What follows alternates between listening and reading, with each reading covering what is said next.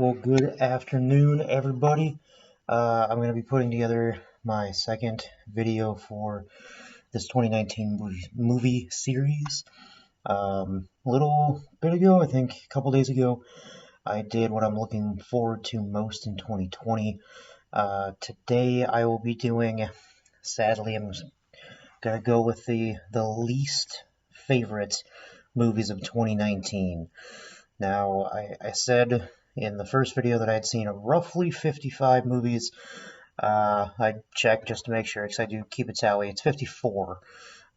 So still over one movie a week, which, I mean, when you think about it, if you run a lot at home, it's really not that much. But I do see a lot of movies. So while there's a lot that I saw that were great, there were a lot that I saw that were movies that were not so good. But I'll do this disclaimer for everything. I haven't seen every movie, nor do I want to see every single movie. I don't purposely go to movies that I think will be terrible. So, Cats, not gonna see it. I have no desire to see it, but I knew if I did, it would be talked about a lot probably on this video. Before I get into the worst, or at least my least favorite for the year, a couple things from my first video that I put out there. As you guys noticed, the comment section is deleted or not usable. I did that for a couple reasons. The main reason being that I'm not doing this again to get social media notoriety. I'm not doing this to get followers or likes or anything like that. I like talking about movies. It's one of, if not my favorite hobby, is just to watch a movie. And this is something that friends and family members, they were interested in me doing. So to the surprising couple of you that have subscribed to my YouTube channel, thank you. That's all I really gotta say. Thanks. Hope you like just me rambling on about movies, because that's all this is going to be. I'm not going to dive into other worlds. And if for whatever reason I do, it's going to be a long, long time away. But for now, people like to hear me talk about movies. That's what I'm going to do. So the other little note that I have here, based on the few of my friends that saw the first video, excuse me, is that I am going to be putting in the description a time code for when I start talking about each one of the movies. Because let's say if one of the absolute awful movies that I list here is one that you don't want spoiled for you for some reason, and you just want to skip to the next one, I'll make sure to put all the time codes just so you kind of know where to go. So before I get into the top 10, I did list kind of my honorable mentions. So I guess dishonorable mentions. This would be a list of 5 movies that I didn't enjoy, and lucky for them, there are 10 movies that I enjoyed even less. So my dishonorable mentions would be Detective Pikachu, Glass. I really wanted Glass to be good. I loved Split. Really like Unbreakable. Was really hoping they stuck the landing with Glass. They didn't. So it's a dishonorable mention. The Secret Life of Pets 2. Yesterday, which was the movie about the guy who got in some accident, lost his memory, and so did the rest of the world, I guess. He didn't lose his memory, but it's a weird movie. And the one that will probably be getting me in a lot of hot water with my friends and people that know how much I truly do enjoy animated movies, Toy Story 4. I didn't care for Toy Story 4. It had one or two kind of cute moments, but if you asked me to tell you the plot of Toy Story 4, I know they went to a circus. They hung out with the creepy doll from Goosebumps because reasons. So There you go. So yeah, without further ado, here are my top 10 least favorite movies of 2019, starting out with number 10, Alita Battle Angel. This movie, the premise, or at least the cast, is something that I was really excited for because I think Christoph Waltz is an amazing actor. Jennifer Connelly is very underrated. Mahershala Ali has been just crushing it these last couple of years. Um, I feel like if I would have known the source material for Alita, I may have enjoyed it more. And from what I'm hearing, if people knew the source material before seeing the movie, they liked it more than I did. I knew nothing about it going in. They basically did the movie like you knew what was happening and you knew the world. And the fact that I didn't, I came out of it just really lost, not really wanting to see it again. So for that reason, it makes a movie that I don't care if I see again, and I don't want to be as confused as I was the first time.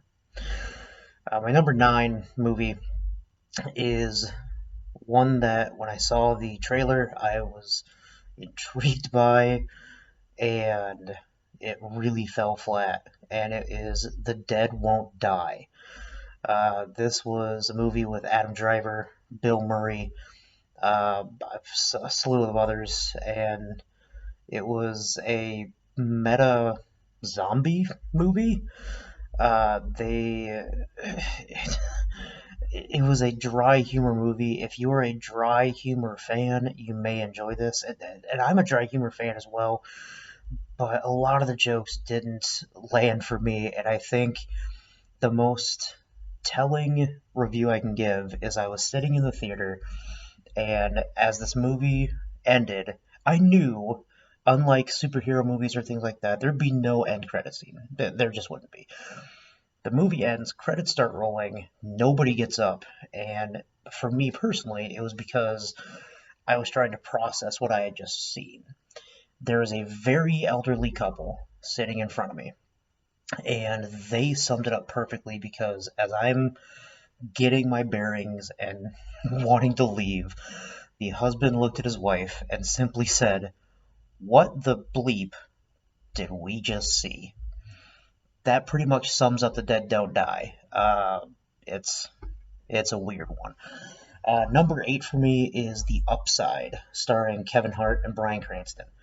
Again, this is a cast that I really like. Kevin Hart is extremely funny. Bryan Cranston, Breaking Bad is one of my favorite shows of the last decade. The It was a comedy that it just didn't land. You know, Kevin Hart was very Kevin Hartish in the movie. Bryan Cranston, the acting was fine for Bryan Cranston. It's just the story, it didn't work. There was a lot of Kevin Hart style jokes that just didn't land.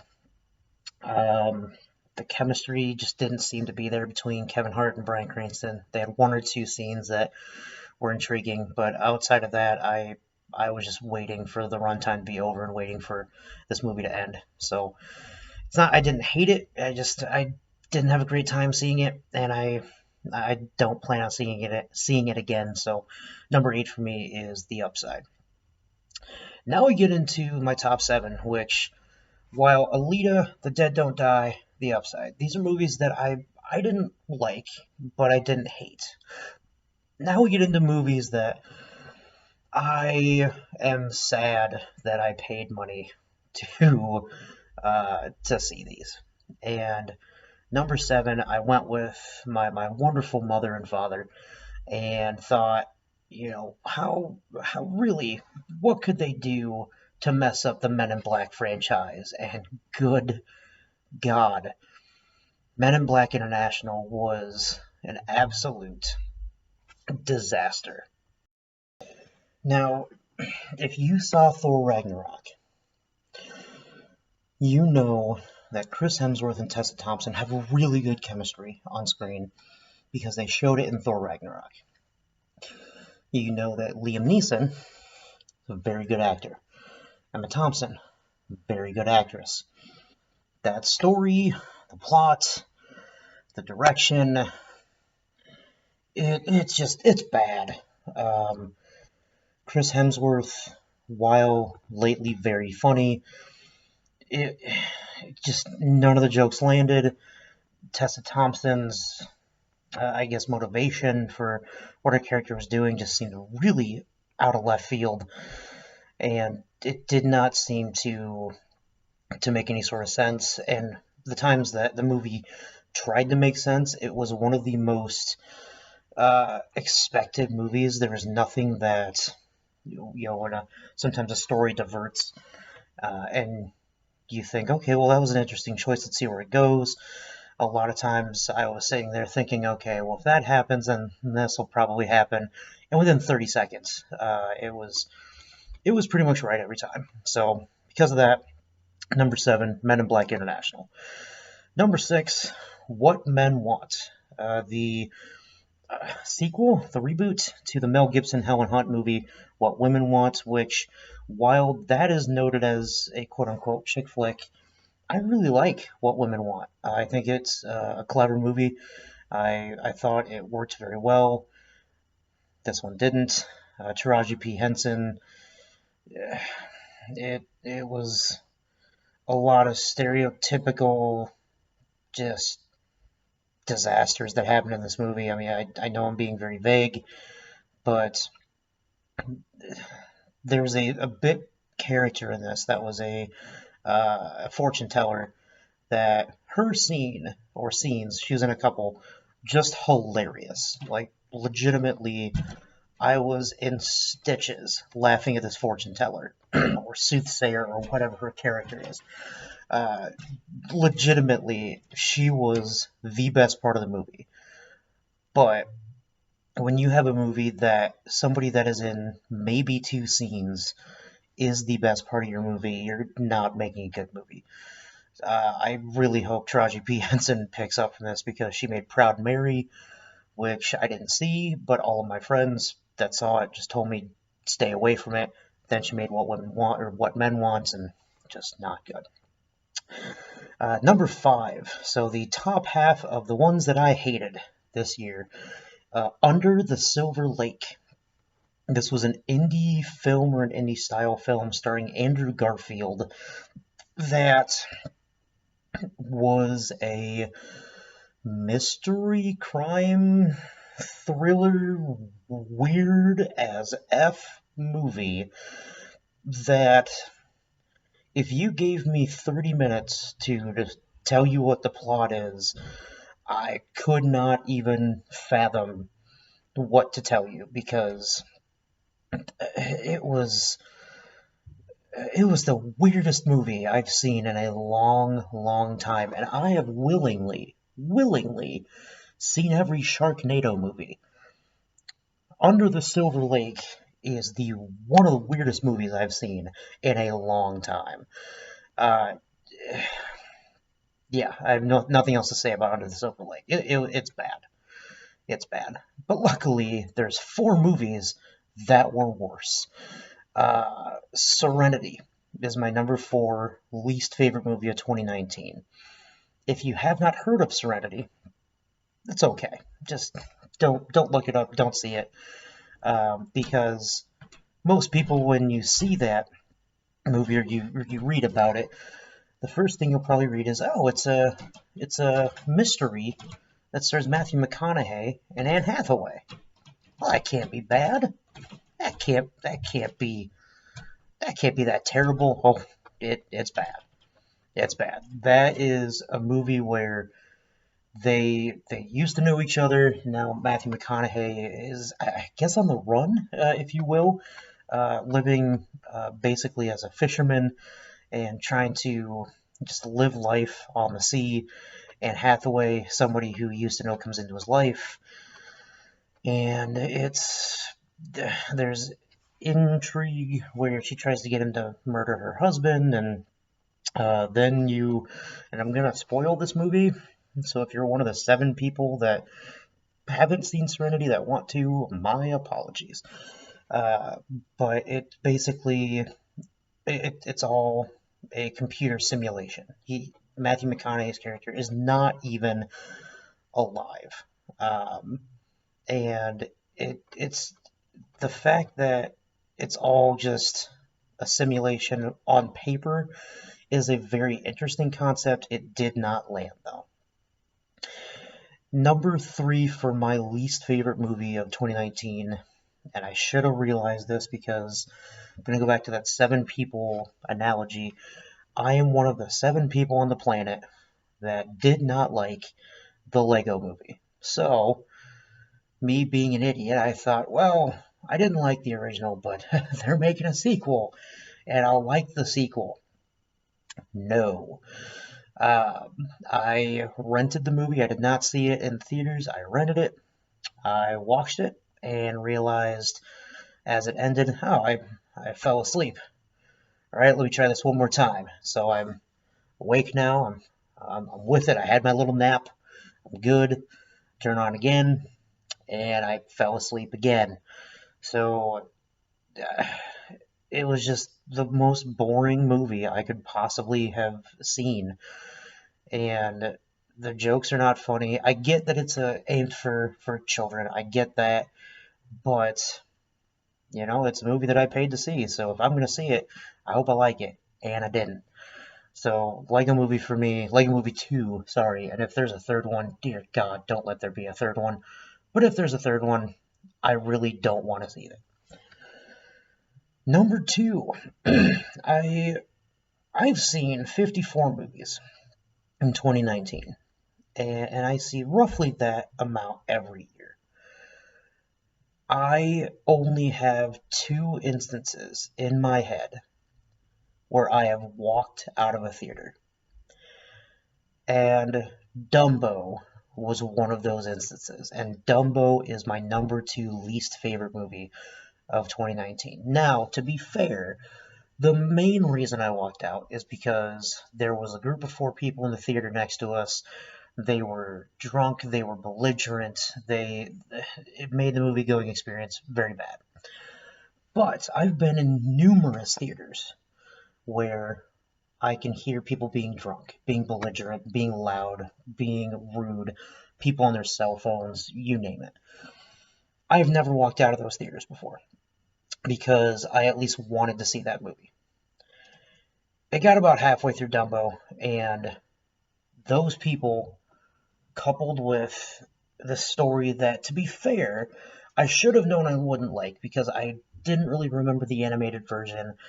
I know I've seen it a lot as a kid, but I didn't remember it, so it's clearly not one that I necessarily enjoyed, and it was just boring.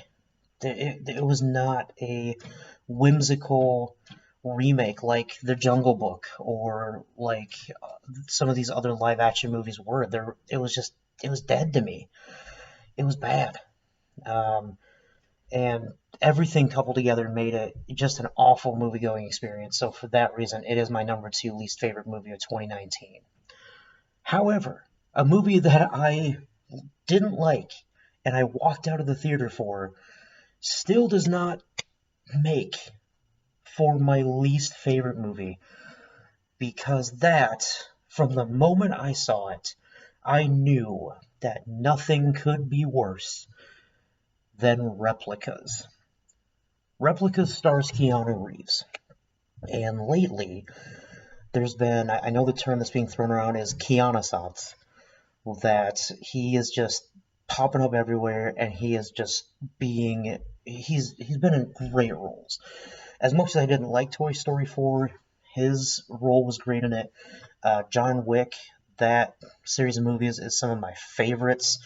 I won't get into how much I like John Wick 3 because you may see it later. We'll get to that when we get to that.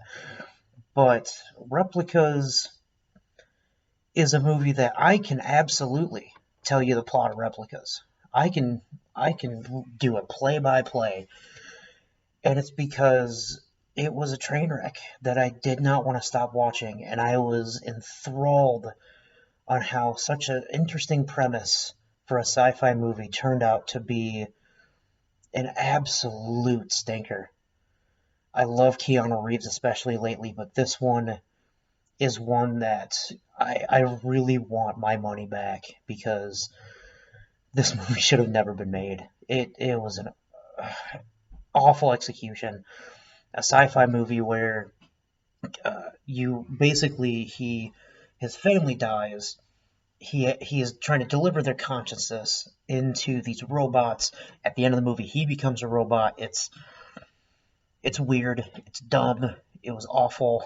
It's just, I'm gonna stop talking because if I don't, I'm gonna just ramble for about 20 minutes about how I hate this movie. So, uh, that is my top 10 least, or my least 10, whatever you want to word it. The 10 movies that I disliked the most in 2019. Um, so if you are watching, I appreciate it. Feel free to. I was gonna say feel free to leave a comment, but I'm gonna disable the comment section of this one too because I don't care. Um, but later on, I will be doing my best or favorite acting performances, doing my top 10 of the year, and while these are a lot of fun, we'll see if I continue these in 2020. But either way, now you see what movies I hated this year. Thank you so much.